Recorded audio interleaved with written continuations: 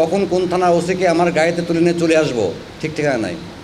আমার কাছে যে স্টেটমেন্ট রয়েছে সেই স্টেটমেন্টে যে প্রেম ঘটে যে 8 জন, সেই 8 জনকে পাওয়া গেছে, সবগুলো কিন্তু পাওয়া গেছে। আবার আমি কারোর উপর লাইবল না, কিন্তু যদি দেখি যে আমার এই 16 থানার ওসি অপকর্ম করছে, দায় আমাকে নিতে হবে, সেই দায় আমি নেব না।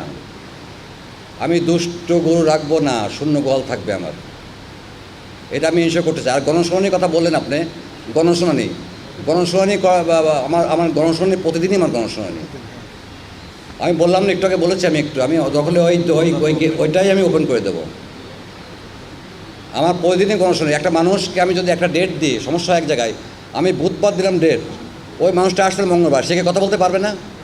কারণ একটা মানুষ ধরেন যখন কমিশনের কাছে আসবে, সে আসছে কোনো তার শহরে কোনো কাজে, এসেছে 2টা কাজ একসঙ্গে করতে চাই, যে আমি আজকে শহরে এই কাজটা করবো, জিসি মোড়ে আমি ডাক্তার দেখাবো এবং কমিশনার সাহেবের সঙ্গে দেখা করব।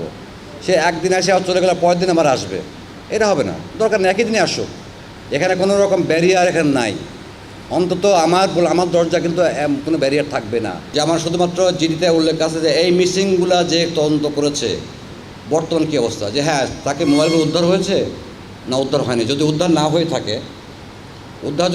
থাকে তাহলে কি ব্যবস্থা নেওয়া হয়েছে? উদ্ধার না হলে চুরি অথবা ছিনতাই, কি আইনগত ব্যবস্থা নেওয়া হয়েছে, আমি এটা জানতে চেয়েছি।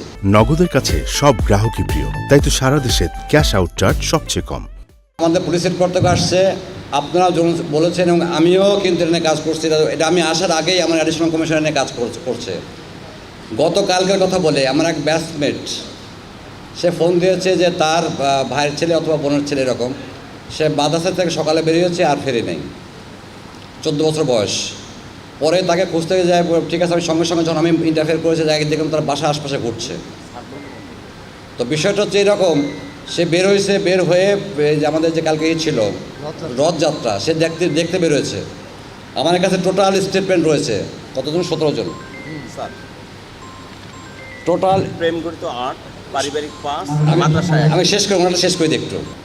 আমার কাছে যে স্টেটমেন্ট রয়েছে সেই স্টেটমেন্টে যে প্রেম ঘটে যে 8 জন, সেই 8 জনকে পাওয়া গেছে, সবগুলো কিন্তু পাওয়া গেছে। আবার সে প্রেম করে চলে গেছে, তার বয়স আন্ডার এজ।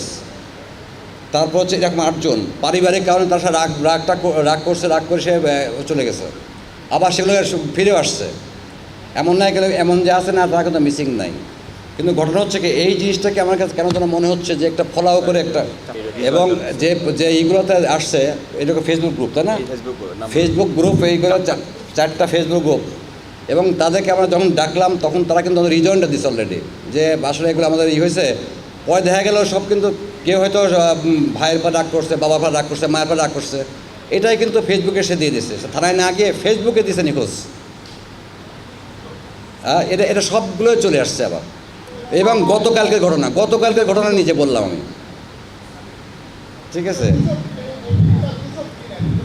হ্যাঁ, এটা সম্পূর্ণ গুজব আসলে।